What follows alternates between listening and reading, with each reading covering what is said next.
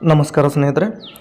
ನಾವು ಈ ಒಂದು ವಿಡಿಯೋದಲ್ಲಿ ಸಹಾಯಕ ಪ್ರಾಧ್ಯಾಪಕರ ಅರ್ಹತಾ ಪರೀಕ್ಷೆ ಏನು ಕೆಸೆಟ್ ಇದೆ, ಈ ಕೆಸೆಟ್ ಅಪ್ಲಿಕೇಶನ್ ಯಾವಾಗ ಸ್ಟಾರ್ಟ್ ಆಗುತ್ತೆ ಅಂತೇಳಿ ಹಲವಾರು ಜನ ವಿಡಿಯೋನ ಮಾಡ್ತಾ ಇದ್ರಿ. ಕೆಲವರು ಟೆಲಿಗ್ರಾಮ್ನಲ್ಲಿ ಪರ್ಸನಲ್ ಆಗಿ ಮೆಸೇಜ್ ಕೂಡ ಮಾಡಿದ್ರಿ. ಸೊ ಆ ಕಾರಣಕ್ಕೋಸ್ಕರ ಕೆಲವರಿಗೆ ಈ ಡೌಟ್ ಇರ್ಬೋದು, ಮತ್ತು ಬೇರೆ ಬೇರೆ ಕೆಸೆಟ್ ಬಗ್ಗೆ ಒಂದಷ್ಟು ಚರ್ಚೆಯನ್ನು ಮಾಡೋಣ ಅಂತ ಈ ಒಂದು ವಿಡಿಯೋನ ಮಾಡ್ತಾಯಿದ್ದೀನಿ. ನಾವು ವಿಷಯವನ್ನು ಆರಂಭ ಮಾಡೋದಕ್ಕಿಂತ ಮುಂಚೆ ನೀವೇನಾದರೂ ನಮ್ಮ ಯೂಟ್ಯೂಬ್ ಚಾನಲ್ಗೆ ಸಬ್ಸ್ಕ್ರೈಬ್ ಮಾಡ್ಕೊಂಡಿಲ್ಲ ಅಂದರೆ ದಯವಿಟ್ಟು ಸಬ್ಸ್ಕ್ರೈಬ್ ಮಾಡ್ಕೊಳ್ಳಿ. ಸ್ನೇಹಿತರೆ, ಸಹಾಯಕ ಪ್ರಾಧ್ಯಾಪಕರ ಅರ್ಹತಾ ಪರೀಕ್ಷೆ 2026 ನೋಡಿ, ಈಗಾಗಲೇ ಅಕ್ಟೋಬರ್ 11ರಂದು ಎಕ್ಸಾಮನ್ನು ನಡೆಸ್ತೀವಿ ಅಂತೇಳಿ ಕರ್ನಾಟಕ ಎಕ್ಸಾಮಿನೇಷನ್ ಅಥಾರಿಟಿಯವರು ಅಂದರೆ KA ಈಗಾಗಲೇ ಎಕ್ಸಾಮ್ ಡೇಟನ್ನು ಅನೌನ್ಸ್ ಮಾಡಿದ್ದಾರೆ. ಅಂದರೆ ಇಷ್ಟು ದಿನ ಏನಾಗಿತ್ತು, ನೋಟಿಫಿಕೇಷನ್ ಬಂದ ಮೇಲೆ ನೋಟಿಫಿಕೇಷನಲ್ಲಿ ಎಕ್ಸಾಮ್ ಡೇಟ್ ಇರ್ತಿತ್ತು, ಆ ಡೇಟ್ಗೆ ತಕ್ಕಂತೆ ನೀವು ಓದ್ತಾ ಹೋಗ್ತಿದ್ರಿ. ಆದರೆ ಇದೇ ಮೊದಲ ಬಾರಿಗೆ ಕೆಸೆಟ್ ಒಂದು ಎಕ್ಸಾಮ್ ಡೇಟ್ ಹೆಚ್ಚು ಕಡಿಮೆ ಒಂದು 9-10 ತಿಂಗಳು ಮುಂಚೆನೇ ಗೊತ್ತಾಗಿದೆ ನಮಗೆಲ್ರಿಗೂ. ಯಾಕೆಂದರೆ ಓದೋದಕ್ಕೆ ಒಂದು ಒಳ್ಳೆಯ ಅವಕಾಶ ಅಂತ ಹೇಳ್ಬೋದು. ಅಂದರೆ ಇಂಥ ದಿನ ಎಕ್ಸಾಮ್ ಡೇಟ್ ಫಿಕ್ಸ್ ಆಗಿದೆ ಅಂದಮೇಲೆ ನಾವು ಓದಬೇಕು ಅನ್ನೋಂಥ ವಿಚಾರ ಎಲ್ಲರಿಗೂ ಕೂಡ ಈಗ ಮನದಟ್ಟಾಗಿರ್ತಕ್ಕಂಥದ್ದು. ಈಗ ಈ ಒಂದು ಕೆಸೆಟ್ ಎಕ್ಸಾಮ್ ಏನಿದೆ ಅಕ್ಟೋಬರ್ 11ಕ್ಕೆ ನಡೆಯುತ್ತೆ ಅನ್ನೋದಾದರೆ, ಈ ಒಂದು ಅಪ್ಲಿಕೇಶನ್ ಯಾವಾಗ ಸ್ಟಾರ್ಟ್ ಆಗುತ್ತೆ ಅಥವಾ ನೋಟಿಫಿಕೇಷನ್ ಯಾವಾಗ ಆಗುತ್ತೆ ಅನ್ನುವಂಥದ್ದು ಬಹುತೇಕರ ಪ್ರಶ್ನೆ ಆಗಿತ್ತು. ಅದಕ್ಕೆ ನಾನು ಹೇಳ್ತಕ್ಕಂಥ ಉತ್ತರ ಏನು ಅಂದರೆ ಸ್ನೇಹಿತರೆ, ಜುಲೈನಲ್ಲಿ ಅಂದರೆ ಜುಲೈ 20 ಮತ್ತು ಆಗಸ್ಟ್ ಮೊದಲ ವಾರದಲ್ಲಿ, ಜುಲೈ 20ರ ನಂತರ ಮತ್ತು ಆಗಸ್ಟ್ ಮೊದಲ ವಾರದಲ್ಲಿ ನೋಟಿಫಿಕೇಷನ್ ಆಗುತ್ತೆ. ಬಹುತೇಕ ಜುಲೈನಲ್ಲೇ ನೋಟಿಫಿಕೇಷನ್ ಆಗುತ್ತೆ, ಆಗಸ್ಟ್ವರೆಗೂ ಹೋಗಲ್ಲ ಅನ್ನೋಂಥದ್ದು ನನ್ನ ಅಭಿಪ್ರಾಯ. ಜುಲೈನಲ್ಲಿ ನೋಟಿಫಿಕೇಷನ್ ಆಯಿತು ಅಂತಂದರೆ ಎಂದು ನೋಟಿಫಿಕೇಷನ್ ಆಗಿರುತ್ತೋ ಅವತ್ತು ಅಥವಾ ನೆಕ್ಸ್ಟ್ ಡೇನೇ ನಿಮಗೆ ಅವಕಾಶವನ್ನು ಅಪ್ಲಿಕೇಶನ್ ಹಾಕೋದಕ್ಕೆ ಅವಕಾಶವನ್ನು ಕೊಡ್ತಾರೆ. ಅವಕಾಶ ಕೊಡೋದಂದ್ರೇನು, ಆನ್ಲೈನ್ ಲಿಂಕನ್ನು ಕೊಟ್ಟಿರ್ತಾರೆ. ನೀವು ಕರ್ನಾಟಕ ಎಕ್ಸಾಮಿನೇಷನ್ ಅಥಾರಿಟಿಯವರ ಒಂದು ಆಫೀಷಿಯಲ್ ವೆಬ್ಸೈಟ್ಗೆ ಹೋಗಿ ಅಲ್ಲಿ ಕೆಸೆಟ್ನ ಲಿಂಕ್ ಇರುತ್ತೆ. ಆ ಲಿಂಕ್ ಮೇಲೆ ಕ್ಲಿಕ್ ಮಾಡೋದ್ರ ಮೂಲಕ ಇರತಕ್ಕಂಥ ಮಾಹಿತಿಯನ್ನು ಭರ್ತಿ ಮಾಡ್ತಾ ಹೋಗಿ ಫೈನಲ್ ಆಗಿ ಸಬ್ಮಿಟ್ ಮಾಡಿ ಪೇಮೆಂಟ್ ಮಾಡಿದರೆ ಅರ್ಜಿಯನ್ನು ಸಲ್ಲಿಸುವಂಥ ಪ್ರಕ್ರಿಯೆ ಮುಗಿದಂತಾಗುತ್ತೆ.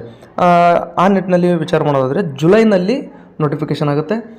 ಆಗಸ್ಟ್ವರೆಗೆ ಅಂದರೆ ಆಗಸ್ಟ್ ತಿಂಗಳಿನಲ್ಲಿ ಏನಿದೆ, ಆಗಸ್ಟ್ 20-25ರವರೆಗೆ ನಿಮಗೆ ಅವಕಾಶವನ್ನು ಕೊಡ್ತಾರೆ. ಅಂದರೆ ಹೆಚ್ಚು ಕಡಿಮೆ 1 ತಿಂಗಳು ನಿಮಗೆ ಅಪ್ಲಿಕೇಶನ್ ಹಾಕೋದಕ್ಕೆ ಅವಕಾಶವನ್ನು ಕೊಡ್ತಾರೆ. ಆ ನಂತರ ಏನಾಗುತ್ತೆ, ಸೆಪ್ಟೆಂಬರ್ 1 ತಿಂಗಳು ಮತ್ತು ಅಕ್ಟೋಬರ್ 11ರವರೆಗೆ ನಿಮಗೆ ಓದೋದಕ್ಕೆ ಅವಕಾಶ ಸಿಗುತ್ತೆ. ಅದಕ್ಕೋಸ್ಕರ ನಾನು ಹೇಳುವಂಥದ್ದು ಏನಂತಂದರೆ, ಈ ಒಂದು ಕೆಸೆಟ್ ಸಿಲೆಬಸ್ ಏನಿದೆ ತುಂಬ ಜಾಸ್ತಿ ಇರೋದರಿಂದ, ಯಾಕೆಂದರೆ GKನೂ ಓದ್ಕೋಬೇಕು, ಜೊತೆಗೆ ಈ ಒಂದು ನಿಮ್ಮ ಆಪ್ಷನಲ್ ಸಬ್ಜೆಕ್ಟ್ ಕೂಡ ಓದಬೇಕಾಗುತ್ತೆ. GK ಒಂದು 50 ಪ್ರಶ್ನೆಗಳು ಬರ್ತವೆ. ಆನಂತರ ನಿಮ್ಮ ಆಪ್ಷನಲ್ ಸಬ್ಜೆಕ್ಟ್ ಒಂದು 100 ಪ್ರಶ್ನೆಗಳು ಬರ್ತವೆ. 1-2 ಅಂಕಗಳಂತೆ ಒಟ್ಟು 300 ಅಂಕಗಳಿಗೆ ಈ ಒಂದು ಎಕ್ಸಾಮ್ ನಡೆಯುತ್ತೆ. ನೆಗೆಟಿವ್ ಇರೋದಿಲ್ಲ, ಅದು ಕೂಡ ಗೊತ್ತಿರಲಿ. ಅಂದರೆ ಆಲ್ರೆಡಿ ಬರೆದಂಥವ್ರಿಗೆ ಗೊತ್ತಿರುತ್ತೆ, ಹೊಸಬ್ರಿಗೆ ಗೊತ್ತಿರಲಿ ಅಂತ ರಿಪೀಟ್ ಆದರೂ ಪರವಾಗಿಲ್ಲ ಅಂತೇಳಿ ಹೇಳಿದ್ದೀನಿ. 300 ಅಂಕಗಳಿಗೆ ಎಕ್ಸಾಮ್ ನಡೆಯುತ್ತೆ.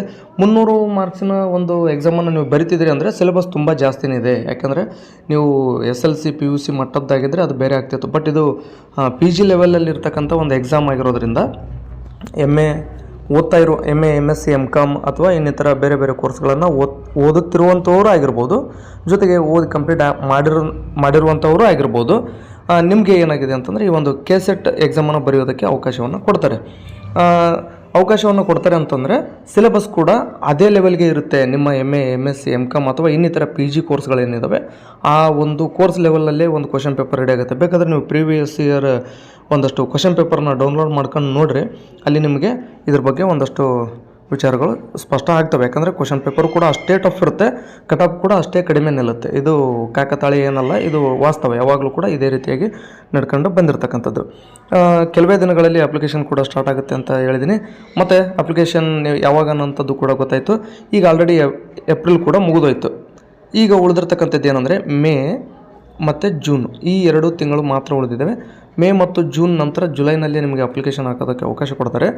ಜುಲೈ ನೋಡಿ, ಆಗಸ್ಟ್ ನಂತರ ಸೆಪ್ಟೆಂಬರ್, ಜುಲೈ ಆಗಸ್ಟ್ ಸೆಪ್ಟೆಂಬರ್, ಈ ರೀತಿಯಾಗಿ 5 ತಿಂಗಳು ನಿಮಗೆ ಅವಕಾಶ ಇದೆ.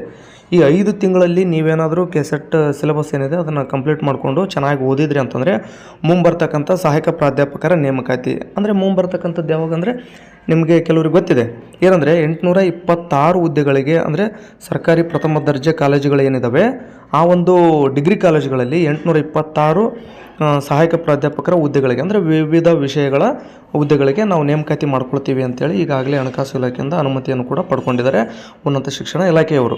ಈ ರೀತಿಯಾಗಿ 826 ಹುದ್ದೆಗಳಿಗೆ ನೇಮಕಾತಿಯನ್ನು ಮಾಡ್ಕೊಳ್ತಾರೆ ಅಂದರೆ ನೀವು ಕೆಸೆಟ್ ಅನಿವಾರ್ಯವಾಗಿ ಪಾಸ್ ಆಗಲೇಬೇಕು. ಅಂದರೆ ನೀವು ಹೆಂಗೆ PST GPT PST ಮತ್ತು GPSR ಎಕ್ಸಾಮನ್ನು ಬರಿಬೇಕಂದ್ರೆ TET ಪೇಪರನ್ನು ಮತ್ತು TET ಪೇಪರ್ 2 ಹೆಂಗೆ ನೀವು TET ಪಾಸ್ ಆಗಬೇಕಲ್ವ, ಆ ರೀತಿಯಾಗಿ ಈ ಒಂದು ಸಹಾಯಕ ಪ್ರಾಧ್ಯಾಪಕರು ಆಗಬೇಕು ಅಂದರೆ ನೀವು ಮೊದಲು KCET ಅಥವಾ ನೆಟ್ ಅಥವಾ PhD ಮೂರಲ್ಲಿ ಒಂದು ಆಗಿರಲೇಬೇಕಾಗತ್ತೆ.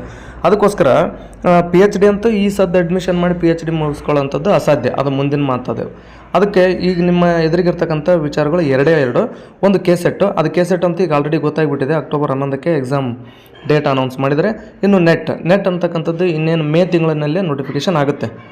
ಇನ್ನು ಯಾರೆಲ್ಲ ಆಪ್ಷನಲ್ ಕನ್ನಡ, ಆಪ್ಷನಲ್ ಹಿಂದಿ, ಆನಂತರ ಬೇರೆ ಬೇರೆ ವಿಷಯಗಳಿದ್ದಾವೆ, ನಿಮ್ಮ ವಿಷಯಗಳಲ್ಲಿ ನೀವು ನೆಟ್ಗೆ ಅಪ್ಲಿಕೇಶನ್ ಹಾಕಿ ನೀವು ಎಕ್ಸಾಮನ್ನು ಬರೆದು ಕ್ಲಿಯರ್ ಮಾಡ್ಕೋಬೋದಾಗಿರುತ್ತೆ. ಇಲ್ಲಿ ಈಗ ನೋಡಿ, history, economics, geography, political science, Kannada ಮಾಧ್ಯಮದ ಅಭ್ಯರ್ಥಿಗಳು ಕನ್ನಡದಲ್ಲಿ ಇವನು ಓದ್ಕೊಂಡಿರ್ತೀರಿ. ಉದಾಹರಣೆಗೆ ಹಿಸ್ಟ್ರಿನೋ, ಎಕನಾಮಿಕ್ಸು ಅಥವಾ ಜಿಯೋಗ್ರಫಿನೋ ನೀವೇನು ಮಾಡಿರ್ತೀರಿ, ಇಲ್ಲಿ ಒಂದು MAನಲ್ಲಿ ಕನ್ನಡ ಮಾಧ್ಯಮದಲ್ಲಿ ಓದ್ಕೊಂಡಿರ್ತೀರಿ. ಅದೇ ನೆಟ್ UGC ನೆಟ್ ಬರಿಬೇಕಾದ್ರೆ ಅಲ್ಲಿ ಇಂಗ್ಲೀಷ್ ಮೀಡಿಯಮ್ನಲ್ಲಿ ಇರುತ್ತೆ ಕ್ವಶನ್ ಪೇಪರ್, ಸ್ವಲ್ಪ ಟಫ್ ಆಗ್ಬೋದು. ಅದೇ ನೋಡಿ, ಆಪ್ಷನಲ್ ಕನ್ನಡ ಮಾಡಿದಂಥವ್ರು, ಆಪ್ಷನಲ್ ಇಂಗ್ಲೀಷ್ ಮಾಡಿದಂಥವ್ರು, ಆಪ್ಷನಲ್ ಉರ್ದು, ಸಂಸ್ಕೃತ, ಮಲಯಾಳಂ, ತೆಲುಗು, ತಮಿಳು, ಅಂದರೆ ಲ್ಯಾಂಗ್ವೇಜ್ ಏನಿದೆ, ಈ ಲ್ಯಾಂಗ್ವೇಜ್ಗಳು ಅದೇ ಲ್ಯಾಂಗ್ವೇಜ್ನಲ್ಲಿ ಕ್ವಶನ್ ಪೇಪರ್ ಬರ್ತವೆ.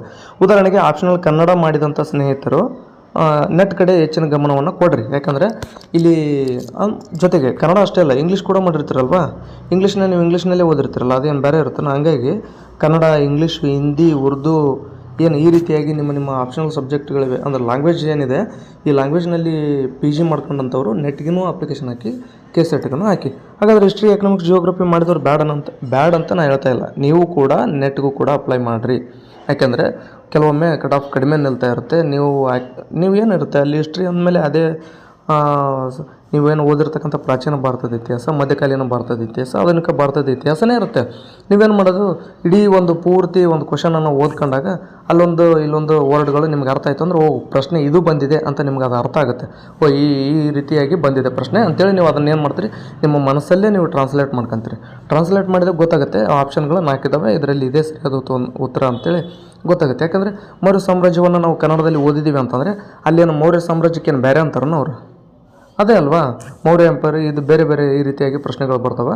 ಹಂಗಾಗಿ ಹೇಳೋಂಥದ್ದು ಏನಂತಂದರೆ, ನೆಟ್ ಪಾಸಕರು, KCET ಪಾಸಕರು ಗೊತ್ತಿಲ್ಲ, ಒಟ್ಟಾರೆಯಾಗಿ ಈ ಒಂದು ಆಗಸ್ಟ್, ಸೆಪ್ಟೆಂಬರ್, ಅಕ್ಟೋಬರ್ನಲ್ಲಿ ಏನು ಎಕ್ಸಾಮ್ ಇದೆ KCETದು, ಈ ಒಂದು ಅಕ್ಟೋಬರ್ ಒಳಗಾಗಿ ಒಂದು ನೆಟ್ ನಡೆಯುತ್ತೆ ನೋಡಿ, ಒಂದು UGC ನೆಟ್ ಎಕ್ಸಾಮ್ ನಡೆಯುತ್ತೆ, ಇನ್ನೊಂದು KCET ನಡೆಯುತ್ತೆ. ಒಂದು ವೇಳೆ ನೆಟ್ ಪಾಸ್ ಆಗಿಬಿಟ್ರೆ ಅಂದರೆ KCET ಪಾಸ್ ಆಗಲೇಬೇಕು ಅನ್ನೋಂಥ ಒತ್ತಡ ಇರೋದಿಲ್ಲ, ಇದು ಸ್ಪಷ್ಟ. ಒಂದು ವೇಳೆ ನೆಟ್ ಪಾಸ್ ಆಗಲಿಲ್ಲ ಅಂತಂದ್ರೂ ಕೂಡ ಪರವಾಗಿಲ್ಲ, ಅದಕ್ಕೆ ಓದಿದಂಥದ್ದು ಏನಿರ್ತಲ್ಲ, ನೆಟ್ಗೆ ಓದಿರ್ತಿರಲ್ಲ, ಅದು ನಿಮಗೆ KCETಗೆ ಹೆಲ್ಪ್ ಆಗುತ್ತೆ. ಅದಕ್ಕೋಸ್ಕರ ನಾನು ಹೇಳೋಂಥದ್ದು ಏನಂತಂದರೆ, ನೀವು ಕನ್ನಡನೋ, ಇಂಗ್ಲೀಷು, ಹಿಂದಿನೋ, ಉರ್ದುನೋ, ತಮಿಳು, ತೆಲುಗು ಅಥವಾ ಹಿಸ್ಟ್ರಿನೋ, ಜಿಯೋಗ್ರಫಿನೋ, ಕೆಮಿಸ್ಟ್ರಿನೋ, ಒಟ್ಟಾರೆ ನಾನು ಹೇಳೋಂಥದ್ದೇನೋ UGC ನೆಟ್ಗೂ ಕೂಡ ಅಪ್ಲಿಕೇಶನನ್ನು ಹಾಕಿರಿ. ಈ ರೀತಿಯಾಗಿ ಅಪ್ಲಿಕೇಶನ್ ಹಾಕೋದ್ರಿಂದ ಒಂದು ಅನುಭವನಾದರೂ ಸಿಗುತ್ತೆ. UGC ನೆಟ್ ಎಕ್ಸಾಮ್ ಬರೀರಿ, ಅಲ್ಲಿ ಪಾಸ್ ಆಗಿಬಿಟ್ರೆ ಏನಾಗ್ಬಿಡುತ್ತಾ, KCET ಪಾಸ್ ಆಗಲೇಬೇಕು ಅನ್ನೋಂಥ ಒತ್ತಡ ಇರೋದಿಲ್ಲ. ಆದರೆ ಬರೀರಿ, ಎಕ್ಸಾಮ್ ಬೇಡ ಅಂತಲ್ಲ, ಒತ್ತಡ ಕಡಿಮೆ ಆಗುತ್ತೆ, ಆಗ ಈಸಿಯಾಗಿ ನೀವು ಅದನ್ನು ಕೂಡ ಕ್ಲಿಯರ್ ಮಾಡ್ಕೋಬೋದಾಗುತ್ತೆ. ಒಂದು ವೇಳೆ ಇಲ್ಲಿ ಕ್ಲಿಯರ್ ಆಗಲಿಲ್ಲ ಅಂತಂದರೆ KCETನ್ನು ಏನೋ ಒಂಚೂರು ಚೆನ್ನಾಗಿ ಓದ್ಕೊಂಡು ನೀವು KCETನ್ನು ಕ್ಲಿಯರ್ ಮಾಡ್ಕೋಬೋದಾಗಿರುತ್ತೆ. ಉಳಿದಂತೆ KCET ನೋಡಿ, KCETಗೆ ಇರ್ತಕ್ಕಂಥದ್ದು ಕೇವಲ 5 ತಿಂಗಳು. ಈ 5 ತಿಂಗಳಲ್ಲಿ KCET ಸಿಲೆಬಸ್ ಏನಿದೆ, KCET ಸಿಲೆಬಸ್ನ ಮುಗಿಸ್ಕೊಂಡು ಚೆನ್ನಾಗಿ ಪ್ರಿಪೇರ್ ಆದ್ರಿ ಅಂತಂದರೆ ಮುಂಬರ್ತಕ್ಕಂಥ ಸಹಾಯಕ ಪ್ರಾಧ್ಯಾಪಕರ ಹುದ್ದೆಗಳಿಗೆ ನೀವು ಎಕ್ಸಾಮನ್ನು ಬರೆಯೋದಕ್ಕೆ ಅರ್ಹರಾಗ್ತೀರಿ ಅಂತ ಹೇಳ್ತಾ, ಎಷ್ಟೇ ಮಾತಾಡ್ತಕ್ಕಂತರೂ ಅದೇ ವಿಚಾರವನ್ನಲ್ವ, ಹಂಗಾಗಿ ರಿಪೀಟ್ ಆಗೋಂಥದ್ದು ಏನು ಬೇಡ. ವೀಡಿಯೋನ ಇಲ್ಲಿಗೆ ಮುಗಿಸ್ತೀನಿ. ನಿಮಗೇನಾದರೂ ಡೌಟ್ ಇದ್ದರೆ ಕಮೆಂಟ್ ಬಾಕ್ಸ್ ಅಂತೂ ಓಪನ್ ಇದ್ದೇ ಇರುತ್ತೆ, ನೀವು ಅಲ್ಲಿ ಕಮೆಂಟ್ ಮಾಡಿ, ನಾನು ನಿಮಗೆ ಉತ್ತರಿಸುವಂಥ ಪ್ರಯತ್ನವನ್ನು ಮಾಡ್ತೀನಿ ಅಂತ ಹೇಳ್ತಾ ಈ ಒಂದು ವೀಡಿಯೋನ ಇಲ್ಲಿಗೆ ಮುಗಿಸ್ತಾ ಇದ್ದೀನಿ. ಧನ್ಯವಾದಗಳು.